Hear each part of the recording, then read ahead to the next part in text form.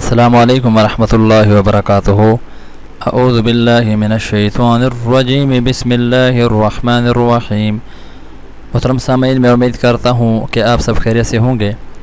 मुसाफिर को रुखसत करने वाली की दुआ है। सैयदना अबू हुरैरा रज़ियल्लाहु ताला अन्हु बयान करते हैं कि रसूलुल्लाह सल्लल्लाहु अलैहि वसल्लम ने मुझे रुखसत करते वक़्त फरमाया, अस्तौदिउकल्लाहल्लज़ी ला तज़ीउ वदाइउहु। मैं तुझे अल्लाह के सपुर्द करता हूँ जिसके सपुर्द की हुई चीज़ें ज़ाया नहीं होती।